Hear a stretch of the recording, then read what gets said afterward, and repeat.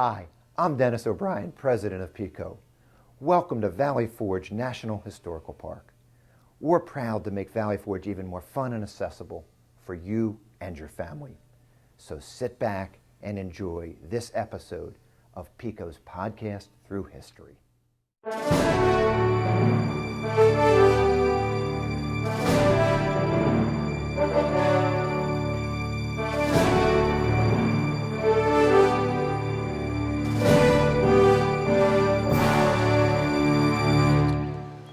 So the orders have been given, and the 1st Regiment has already marched out. These huts are empty now. In the training of General von Steuben and the courage, faith, and spirit of these men, I have every confidence that we will be victorious.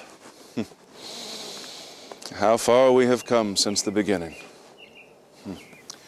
These huts were not here when we first arrived. Back in December of '77, our men half naked and starving, weakened, despondent. They had to tear the trees down, drag them. They didn't have oxen. The men themselves had to drag these logs to build these huts. Oh, it just does my heart proud.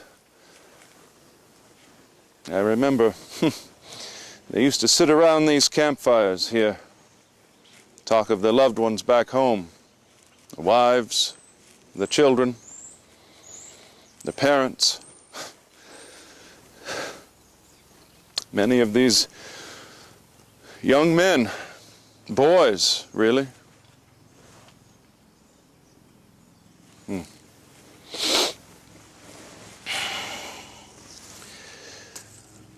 All gone now.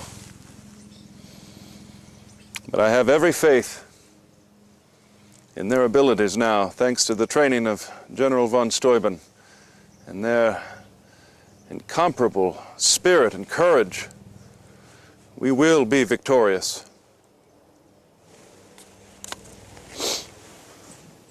Here we had our grand parade to celebrate the French alliance.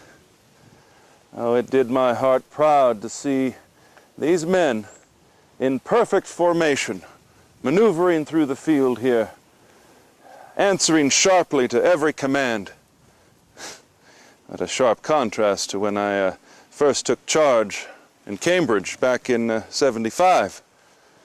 When I arrived, I couldn't tell the officers from the men, and the stench of the camp was overwhelming.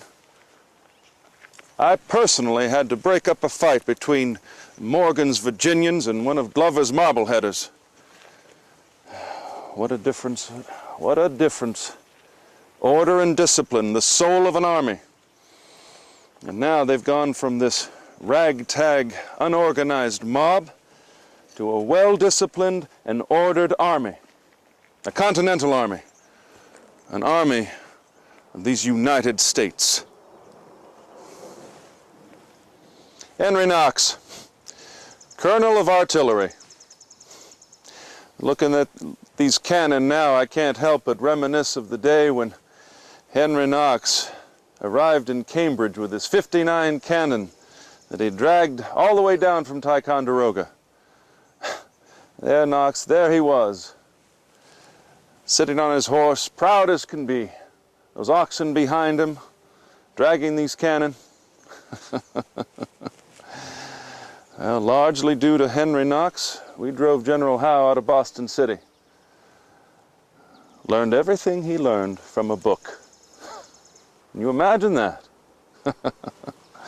A bookseller from Boston. I recall as a young man, I once said I had heard the sound of bullets whistling past my head, and indeed there is something charming in the sound. Now, as an older man, and having heard much artillery, bullets, the sounds of war, I look forward to the day when I can sheathe my sword and return to Mount Vernon. The first joy of my life, farming.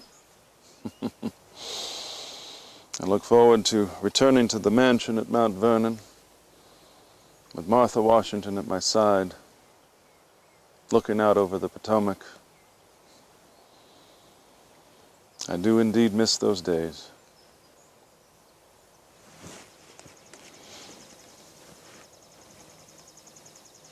The time for reminiscing is over.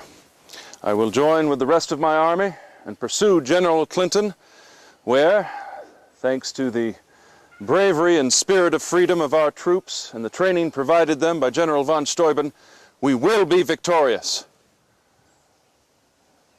And a new nation, conceived in liberty, will be born.